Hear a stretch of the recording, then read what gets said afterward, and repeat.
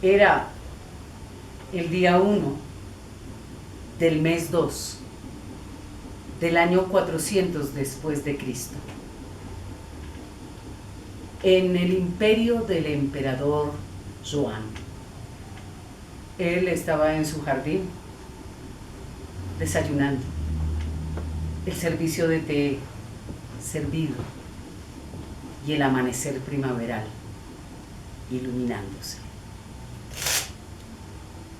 El emperador miraba el servicio,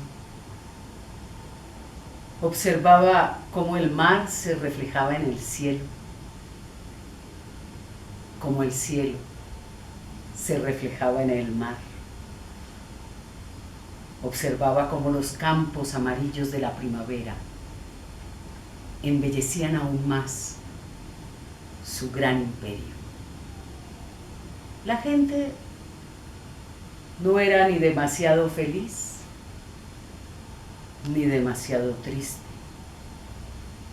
y eso hacía una realidad sólida. ¡Emperador! ¡Emperador! ¡Un milagro! ¡Un milagro, emperador! Era un sirviente que venía corriendo desde la aldea, desde los campos, cruzó la muralla exterior y luego la del jardín privado del emperador. ¡Un milagro, emperador! ¡Un milagro! Claro, es un milagro que el azul se refleje en el azul. ¡No, emperador! ¡Un gran milagro! ¡Un gran milagro! El criado tenía que contenerse para no mirar los ojos de la divinidad.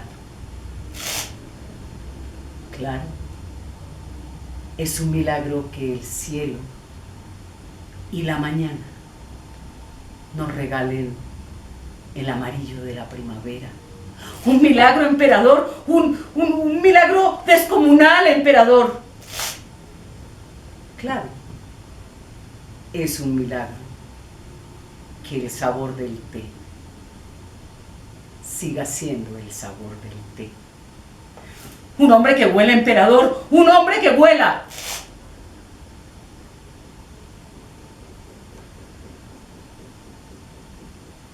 Siéntate. El emperador sirvió una taza de té para su sirviente, que al ser atendido por la divinidad de aquella manera no sabía cómo no beberla demasiado rápido, cosa que por supuesto ocurrió. Si has visto lo que dices, necesitas un té. Y si yo he de verlo, también. ¿No lo habrás soñado? No, emperador, no. Yo venía muy temprano de mi casa. Y claro, era temprano, pero de repente, mientras iba subiendo y bajando las colinas, emperador, empecé a escuchar aquel sonido extraño, único, emperador.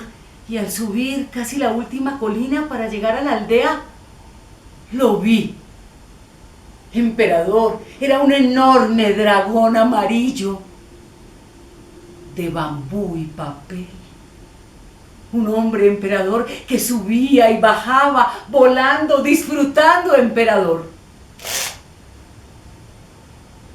¿Y dónde? Te quiero llevar, emperador. Ven, ven. El emperador se levantó. Empezó a caminar, saliendo primero de sus jardines privados, después del jardín general del castillo, y luego se internó en la aldea. Todos los que lo veían se agachaban y rozaban la frente con el suelo. Solo se escuchaba el sisear de las sedas de su ropa.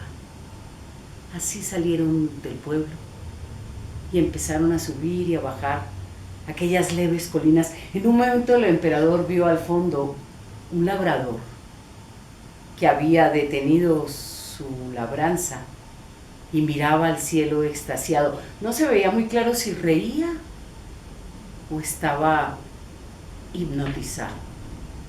Y ahí el emperador empezó a escuchar.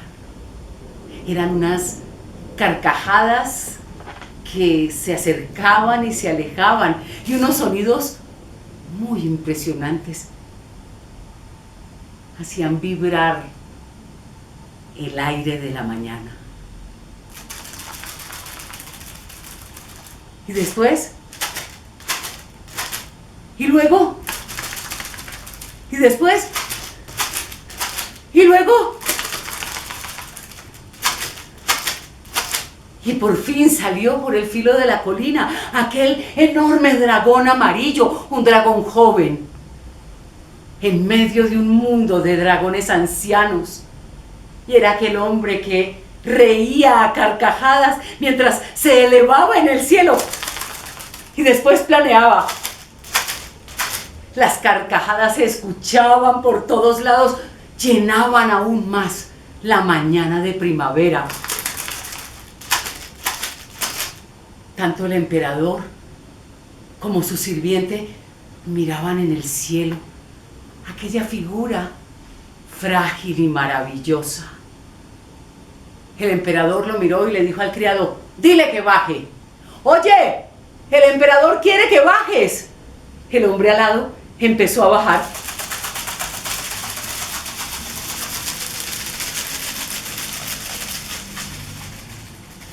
Al llegar al suelo, era un sonido de bambúes, un olor de mañana, un olor de frescor. El hombre recogió como pudo sus alas, caminaba torpemente. La máquina no estaba hecha para andar por los suelos. ¿Qué has hecho?, dijo el emperador. Emperador, he volado, ¿has visto? He volado. ¿Quién lo sabe? No, se lo dije a mi mujer porque llevo varios días armando esta bellísima máquina, emperador, pero ella dijo que yo estaba loco. Y hoy, emperador, me levanté muy temprano, me despedí, le dije que hoy volaría, me dijo que estaba loco, que eso nunca ocurriría. No me cree, emperador. Mejor para ella, dijo el emperador. Llegué al acantilado, emperador, y me lancé y volé, emperador. Sentí el olor que tiene la madrugada. Vi tus campos, emperador, llenos de verde y amarillo, y las primeras flores rojas, emperador. Vi el mar, vi la enorme muralla que nos protege. ¿No sabes cómo es, emperador? Es maravilloso. Te encantaría ver tu reino desde ahí. Claro que lo sé. Si de solo verte ya quería yo volar. Vamos. El emperador se dio media vuelta y, seguido por el hombre y por su sirviente, desandó el camino, subió las colinas, bajó, entró de nuevo en la aldea, cruzó la primera muralla y luego la muralla privada, y luego entró hasta el salón del trono. El hombre volador iba mientras tanto quitándose un poco el armazón para poderse mover mejor, y al llegar, el emperador le volvió a preguntar: ¿qué has hecho? Emperador, he hecho la belleza, emperador. ¿Has visto? He volado. Eso no es la belleza, dijo el emperador. La belleza es esta, y la hice yo. Le señaló una caja de música de madera. Dentro de la caja había una reproducción de los jardines del emperador. Las dos murallas un poco en forma de laberinto y unos paseantes que iban caminando por un río de plata. Los árboles tenían como flores y frutos, hermosísimas piedras preciosas. Los caminantes se acercaban por la ruta al ritmo de la música al río y regresaban, entraban y salían del jardín, del interior al exterior, mientras la música sonaba. Y los pájaros iban volando. Esta es la belleza. Es una belleza inocente, que no amenaza nada. La tuya es una belleza peligrosa. Pero, emperador, le decía el hombre, pero volé. Sí, y por eso te voy a matar y voy a destruir tu máquina. ¿Qué vale la vida de un hombre al lado de la vida de un pueblo? no te voy a matar a ti, pero en ti voy a matar a ese hombre que vendrá y usará tu máquina para hacernos daño, para violar nuestra muralla, para dañar nuestro pueblo. Guardias. Los guardias vinieron y con ellos también vino el verdugo. Córtenle la cabeza, destrocen la máquina y entiérrenlos juntos al lado del pozo. No tuvo que repetirlo. El verdugo venía con el hacha afilada y se escuchó casi como la seda de la ropa del emperador cortando la cabeza que borboteó sangre por el suelo. Rápidamente recogieron, destruyendo la máquina, recogieron el cadáver y se fueron, dejaron totalmente limpio el trono. Solo quedó el sirviente. Dile al labrador, y óyelo tú, que esto que ha pasado hoy no es más que un sueño, bello, pero no más que un sueño. Si algún día oigo por ahí solo una palabra que hable del hombre pájaro, tanto él como tú perderán la cabeza. Eres bondadoso, emperador. No, no soy más que un hombre aterrado. El emperador tomó la caja de música, regresó al jardín donde sus criados ya habían renovado el servicio del té. Puso la caja, le dio la cuerda, miró la serpiente empedrada que era la muralla, el amarillo de la primavera más brillante aún por el camino del sol, el azul del mar. La caja empezó a moverse. Los caminantes se acercaban y alejaban de aquel río de plata. Los pájaros de piedras preciosas se movían por los jardines y llegó el momento definitivo, cuando el pájaro más hermoso, color esmeralda, se posó en el sombrero del caminante, coincidiendo con el final de toda la música. Ay, dijo el emperador, los pájaros, los pájaros.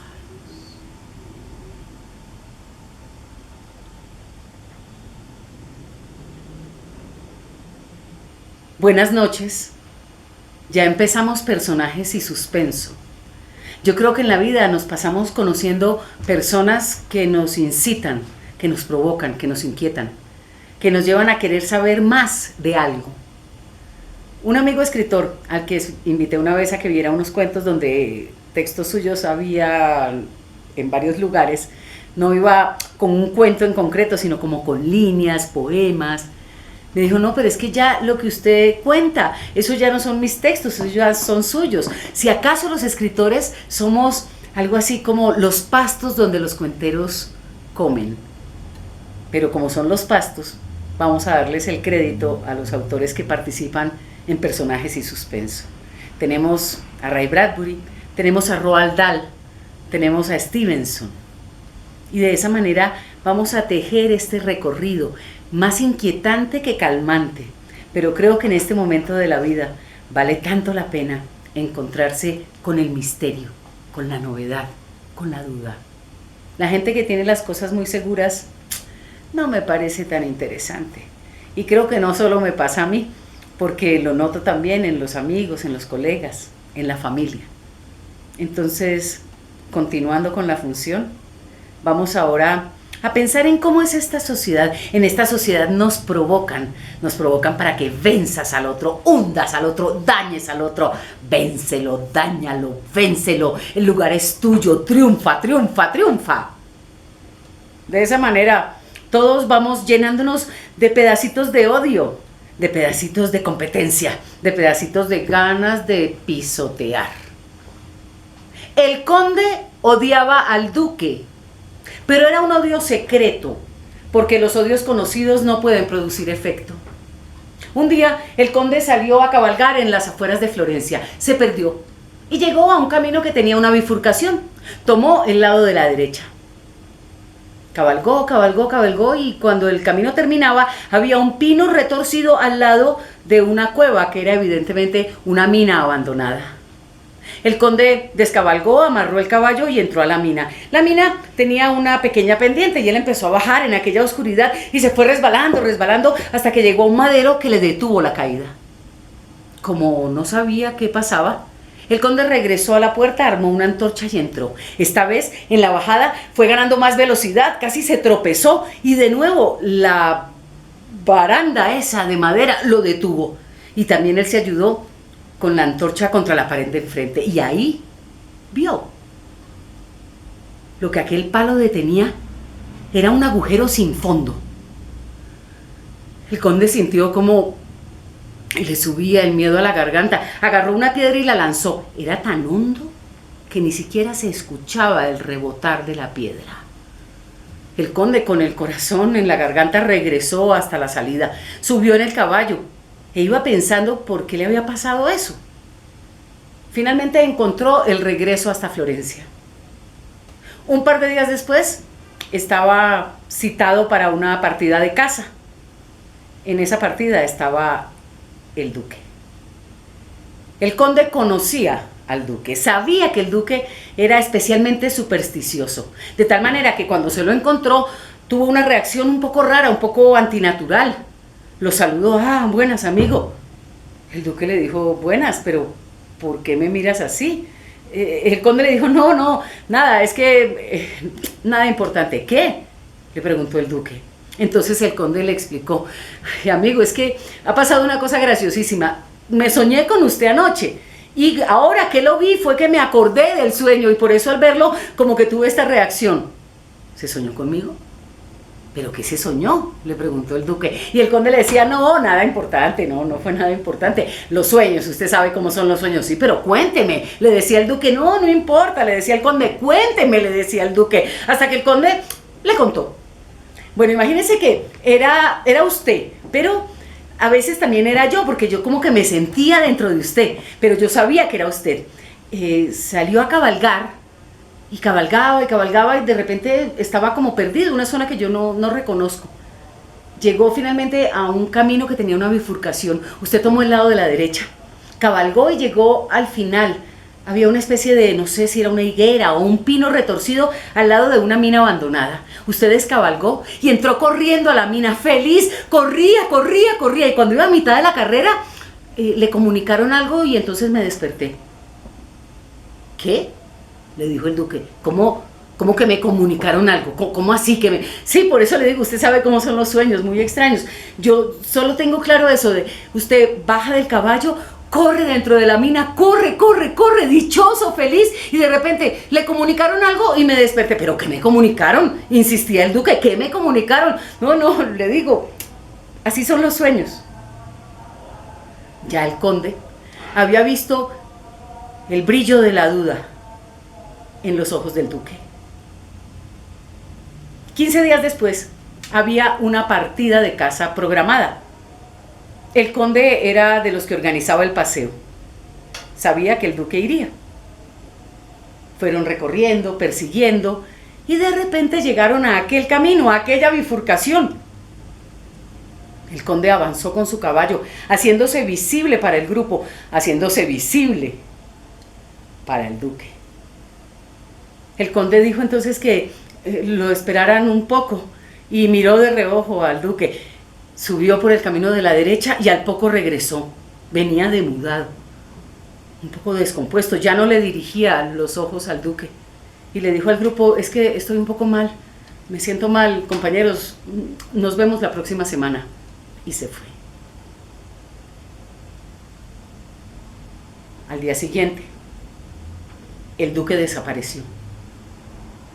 Un par de días después encontraron su caballo amarrado a un pino deforme, retorcido, que estaba al costado de una mina abandonada. Del duque no se volvió a saber.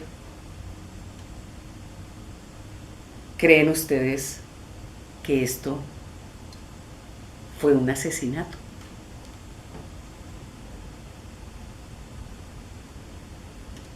Así son las preguntas que le plantean a uno los personajes con los que uno se encuentra. Así se mueve el mundo, lleno de dudas y además con una sociedad que nos hace testigos, cómplices, partícipes de los crímenes, que nos mete incluso a la fuerza en un movimiento de suspenso, en un movimiento de temblor, de dudas, de inquietud. Ahora, yo les quiero contar una historia.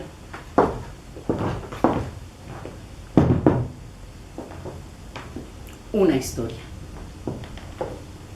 Vamos a acomodarnos. Aquí estamos bien.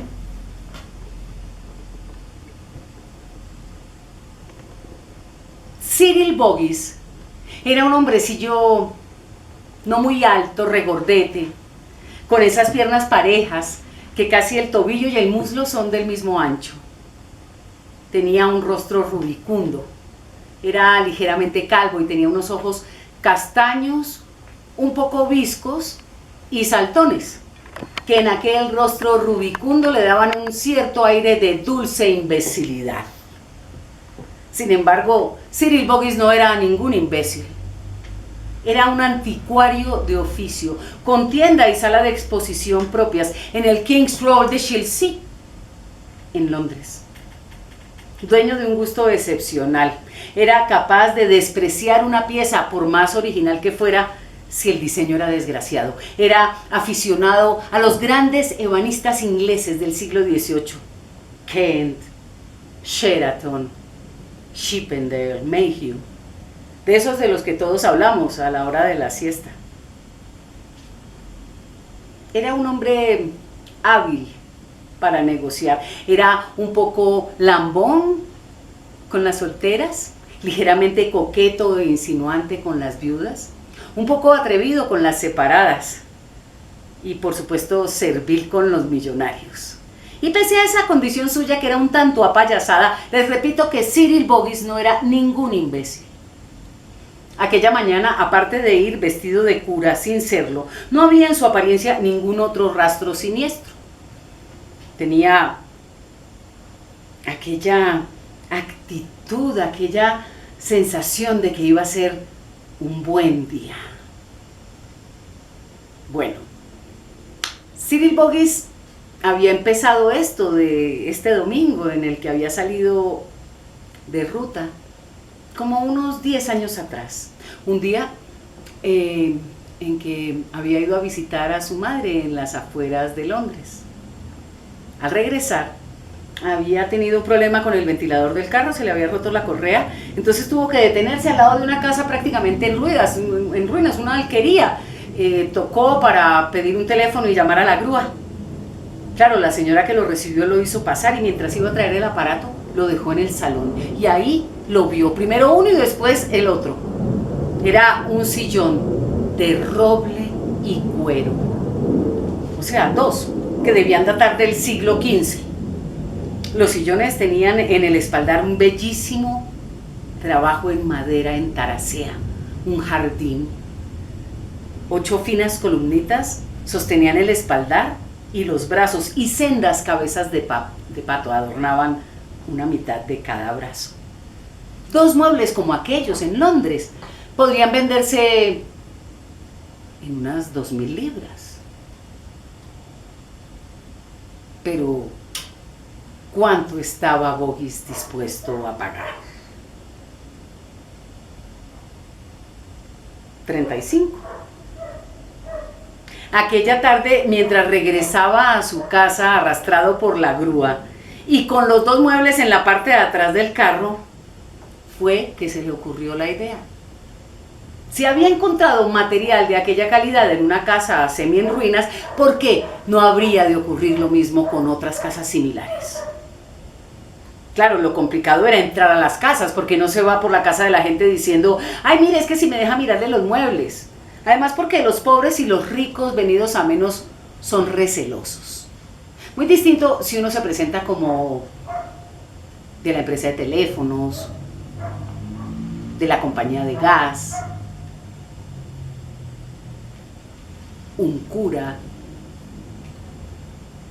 A la mañana siguiente en Londres, Boggis se mandó timbrar unas tarjetas de presentación que decían Reverendo Cyril Winnington Boggis, presidente de la Sociedad de Protección al Mueble Raro, en asocio con el Museo Alberto y Victoria. Y diseñó el plan. Desde ese día empezó a exhibir en su tienda y en su sala de exhibición unos muebles de una enorme rareza. Y cuando sus colegas le preguntaban que de dónde los sacaba, porque lo hacía con mucha frecuencia, él solo hablaba de un secreto. No era tan grande el secreto, ya se los he contado. Lo que hizo fue diseñar el plan de la siguiente manera. Saldría en busca de los muebles los domingos, para no interrumpir el funcionamiento de la tienda. Desecharía pueblos y aldeas, había que buscar, era prácticamente caminos de herradura, pequeños caseríos, compró mapas de todos los alrededores de Londres. Calculó que en cada domingo podría recorrer unos 64 kilómetros cuadrados. Y bueno, incluso superando sus propias expectativas. Aquel negocio no solo era rentable, sino próspero y frecuente. Compartió copas de Oporto, hizo un par de matrimonios, 3 entierros, asesoró algún divorcio y aunque tuvo algunos días malos, en general la cosa funcionaba. Aquella mañana Boggis se había despertado con ese sabor en la boca de que algo bueno iba a pasar. Había escogido una zona que quedaba como a unos 40 kilómetros de Londres. Parte de su indumentaria era, bueno, la sotana, el kleidesman, un bastoncito sin tallar, ligeramente rústico, que le daba un aire de tierna campechanía. También había descubierto que ese carro que él tenía, que era un carro así como estilo ranchero, descapotable, como que no pegaba muy bien con la presencia de un cura. Entonces, desde hace un tiempo había decidido que dejaba el carro escondido en la carretera, en algún bahío, y ahí hacía los recorridos a pie y después, habiendo hecho los negocios, pasaba en el carro a recogerlos. Al llegar a la zona escogida, eran como las 11:30 de la mañana, ya en la boca le sabía cerveza, pero los bares no abrían sino hasta la 1. Así que decidió empezar, escondió el carro en la carretera y observó. Era una zona de montañita suave, había como unas 12 casas. Así a ojo vio una casa del periodo de la reina Isabel que tenía los jardines bien cuidados y los techos sólidos. La desechó en el acto porque caer sobre los prósperos no tenía ningún sentido. Sin embargo, como a unos 100 metros había una casa del periodo de la reina Ana que estaba francamente ruinosa. Bueno, de aquellas 15 casas valía la pena visitar 6.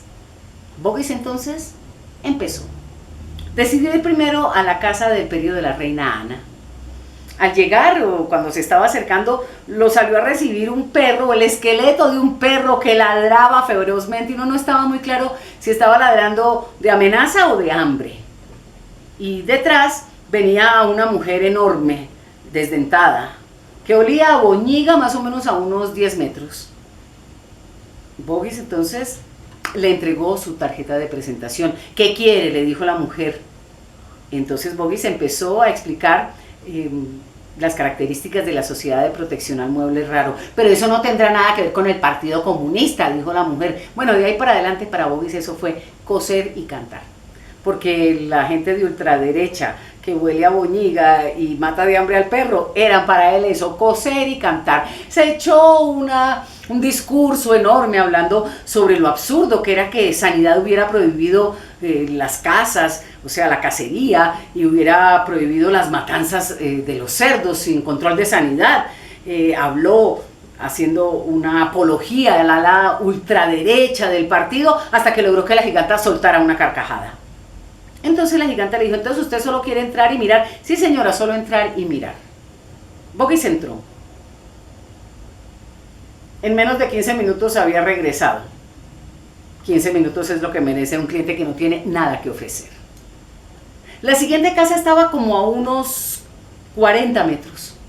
Al llegar a la entrada, a la verja, no lo salieron a recibir ni los perros. Él pensó que tal vez el granjero estaba en la parte de atrás. Abrió, entró y luego cayó en cuenta que siendo domingo probablemente estarían en el servicio dominical. Así que ya estando adentro, aprovechó para mirar por las ventanas. Por la primera ventana vio que estaba el salón bastante descuidado y casi oloroso. Al fondo vio una habitación que se abría, llena de cobijas y sábanas con olor a dormido. Se empezó a desplazar por el costado de la casa y de repente pasó por una semihabitación pequeñísima y ahí la vio. Lo primero fue una mesa de juego semicircular finamente chapeada, una Hepplewhite que debía datar de 1780. Pero al lado de la mesa, una silla. Otra Hepplewhite. Y si era posible, aún más bella que la mesa. La silla conservaba el enrejillado original. Los travesaños del respaldo tenían un bellísimo tallado de madreselvas, vainas y rosetas, y las patas traseras mostraban esa separación tan significativa. Jamás compraba una silla sin antes probarla, dejar caer el peso en el asiento y sentir cómo el paso de los años provoca aquel movimiento en la estructura. Ya sabía él que iba a ser un buen día. Pensó que pasaría de regreso y compraría los muebles. Regresó al camino. La siguiente casa era el final del camino, estaba como a unos 150 metros. El camino desembocaba directamente en el traspatio de la casa. Cuando Boggis llegó a la última colina y se asomó, vio que ahí había 3 hombres. Los 3 hombres, en cuando vieron aparecer al curita, no se sintieron a gusto, porque esos 3 estaban en un negocio no muy santo. La noche anterior, Rummings, el dueño de la granja, había matado un cerdo. Los chillidos habían llegado hasta la casa de Claude, el vecino, que era el que sostenía a los 2 perros Rottweiler de los collares, que empezaron a gruñir en cuanto vieron aparecer al regordete cura y él los mantenía quietos. Claude, al oír los chillidos del cerdo, había optado por venir ahora, en la mañana, a cobrar su silencio. El otro era Bert, el muchacho alto que tenía un problema en un ojo. Cuando los 3 vieron venir al curita, empezaron a incomodarse. Cuando Boggis llegó al lado de ellos, con la experiencia profesional, le entregó la tarjeta a Rummings. Rummings lo leyó y le preguntó que de qué se trataba. Y Boggis volvió a explicar por segunda vez en el día los objetivos de la Sociedad de Protección al Mueble Raro. ¿Y no será que lo que usted quiere es comprar barato? Boggis sintió como los 3 pares de ojos lo miraban. No, caballero, ya quisiera yo. Lo que pasa es que tenemos un catálogo y en el catálogo vamos reseñando los muebles que hay en la región. Yo no compro, la verdad, pero sí he asesorado a algunos granjeros para que vendan algunas joyas que tienen en la granja y que para ellos son desconocidas. Hace poco asesoré a un granjero que vendió una silla en 400 libras. ¿400 libras? Le dijo Rummings. Pero ¿quién paga 400 libras por una silla? ¡Ay, caballero!, les dijo Boggis. Hay gente que paga muchísimo más. O sea, dijo Bert, que usted lo único que quiere hacer es entrar y mirar. Sí, dijo Boggis. Yo solo voy a entrar y a mirar, no voy a abrir alacenas ni nada. Adelante iba Rummings. Detrás iba su hijo, Bert. Detrás iba Boggis y detrás iba Claude, el vecino, que seguía sosteniendo a aquellos 2 Rottweiler que con aquel ronroneo tan grato observaban los flancos del cura con apetito. Entraron por la puerta de la cocina. A los 2 perros los dejaron prácticamente parqueados en la entrada. Cuando entró a la cocina, Boggis empezó a perder las esperanzas. Pero cuando se abrió la puerta que llevaba al salón, Boggis la vio.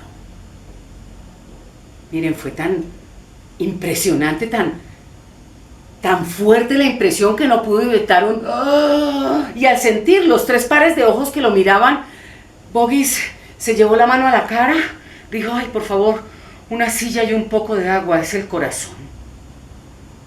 Se los trajeron y se sentó. Del mueble inglés del siglo XVIII hay 3 míticas cómodas, llamadas las cómodas Chippendale. Aunque de ninguna de ellas se ha encontrado factura, no pueden sino haber sido hechas por el maestro en el pináculo de su carrera. La primera fue encontrada en 1920 y las otras 2 en 1921. Y ya en aquellos entonces habían conseguido cotizaciones de más de 12.000 libras cada una. La que allí había era la 4ª cómoda Chippendale, asquerosamente pintada de blanco, pero no cabía duda. A diferencia de la cómoda común, esta era compacta, sólida. El ondulado frontal presentaba un bellísimo trabajo hecho de festones, volutas y ramilletes. Tenía 4 cajones centrales y 2 cajones pequeñitos en la parte de alta. Los herrajes, a pesar de estar pintados de blanco, se veían soberbios. Se sostenía en 4 patas talladas y acanaladas de no más de 30 centímetros de altura. Era una obra un tanto pesada, pero su pesadez no ofendía en lo más mínimo. Ya confirmada la cosa, Boguis recuperó el aliento y explicó, es una pequeña afección cardíaca, pero el médico me dice que con respirar, tomar un poquito de agua, ya puedo continuar. Se levantó. Empezó a hacer el recorrido por la casa. Pasó por un cuadro que estaba en una pared y dijo, bueno, esto tal vez en algunos años. Luego pasó por un mueble esquinero, bueno, esto sí ni diseño ni antigüedad. Cuando pasó por delante de la cómoda le tiró un papirotazo despreciativo y dijo, pues, bonita imitación. Bueno, aunque las patas tienen su gracia. Y así, una vez terminado el recorrido, volvió a la puerta que llevaba a la cocina. Bueno, caballeros, les agradezco mucho por haberme permitido entrar. ¿Y la cómoda? ¿La está vendiendo? No, es que como la miró, no, caballero, no, esto a todas vistas es una imitación. Lo que pasa es que las patas tienen su gracia. La última mudanza, los hombres que llevaban la mesa donde escribo mis sermones le dañaron las patas y estas patas de pronto pues le podrían, pero no estoy interesado. Pero, ¿cómo sabe usted que no es un original? Ay, caballero, es la experiencia, pero si cuando yo la compré ya era vieja. Cuando la encontré en la subasta, hijo, busca la factura. Cuando Boguis escuchó lo de la factura, dentro de él estalló como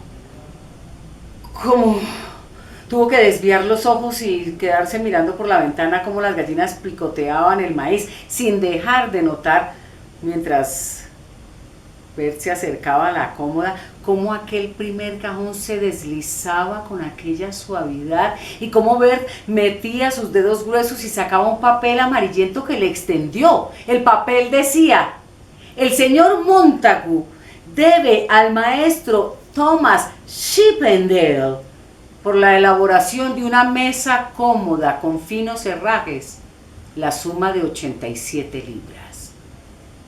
Firma Thomas Chippendale. Boguis tomó la factura y dijo, bueno, pero esto no demuestra más que alguien se la vendió a alguien. Y con aparente descuido metió de nuevo la factura en el cajón. Bueno, pero es que no entiendo, es la experiencia, dijo Boguis, la experiencia. Ya aquellos 3 ojos que lo miraban recelosos empezaban a cambiar del recelo casi a la admiración. Mire, caballero, esto a todas vistas es una imitación. Bueno, si quieren yo les explico, porque las modalidades de la trampa, bueno, aquellos 3 aceptaron, porque aprender cualquier modalidad de la trampa podía serles útil. Dijo Boguis, ustedes la pintaron de blanco, ¿cierto? Sí, lo hizo Bert, dijo Rumis, todo un acierto. Boguis se acercó con una navajita que guardaba en el bolsillo por deformación profesional y con aparente descuido, que no era más que un extremo cuidado, recortó así una parcelita de unos 6 centímetros y limpiamente logró despejar el blanco, y al fondo apareció el bellísimo color caoba de sus 200 años. ¿Lo ven? ¿Qué? Dijo Rumix. Ese no es el color caoba. Tóquela. Rumix la tocó. ¿Cómo la siente? Pues normal. ¿Lo ve? Si fuera caoba estaría tibia. Bueno, pero fría no está. No, caballero. Además, los herrajes están envejecidos, metiéndolos en la tierra, llenándolos de hongos para que adquieran ese color verdoso. No, no. No, caballero, esto no es para nada un original. Bueno, aquellos tres estaban ya a sus pies. Para rematar, Boguis dijo, mire, si este mueble fuera realmente del siglo XVIII, los tornillos serían artesanales. Pero como es de finales del siglo XIX, donde se encargaron solamente de copiar los muebles del siglo XVIII, pues los tornillos ya serán industriales. ¿Me lo permiten? Claro. Boguis sacó un destornilladorcito que guardaba por deformación profesional. Se acercó al mueble, desatornilló la bellísima pieza artesanal y en un movimiento imperceptible la cambió por un tornillo que había sacado con el destornillador. ¿Lo ven? Bueno, aquellos tres ya estaban a sus pies. Boguis metió las cosas así en el cajón y dijo, bueno, caballeros, entonces muchísimas gracias, discúlpenme haberlos demorado tanto, pues con un tema que realmente solo me interesa a mí. Se acercó de nuevo a la puerta y Rumix le dijo, bueno, pero ofrezca algo. No, caballero, la verdad es que yo no venía de comprar. Bueno, pero algo. No, es que no, bueno, pues ¿qué le digo? 10 libras. Miren, hasta los dos Rottweiler en la puerta gruñeron al escuchar la cifra. Pero 10 libras, ¿cómo me va a pagar 10 libras? Le dijo Rumix, págueme por lo menos los 87 que dice la factura. 87, le dijo Boguis. 87 cuando era un mueble nuevo. Ahora, ni nuevo ni antigüedad. Bueno, pero me puede ofrecer algo. 50, le dijo Rumix. 50 libras. Por 50 libras. La cómoda Chippendale era suya. Oiga, pero como es de difícil cuando uno está enseñado a negociar barato, Boguis no podía ceder y dijo 20 y el otro dijo 30 y Boguis dijo 25, hecho.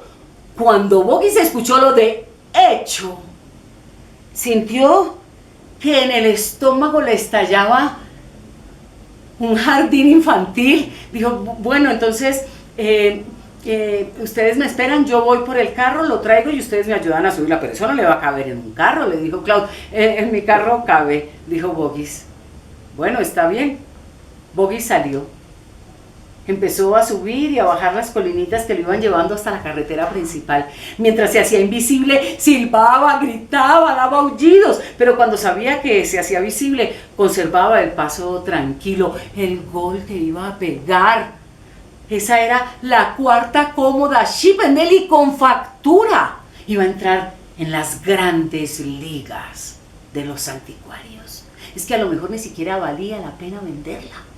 De ahora en adelante, esa cómoda se iba a llamar la cómoda Chippendale Boguis. Mientras tanto, ellos que lo miraban alejarse y desaparecer y aparecer, y Claude dijo, habráse visto pagar 25 libras por ese armatoste. Bueno, pero los va a pagar, dijo Rumix. Dijo Claude. ¿Por qué?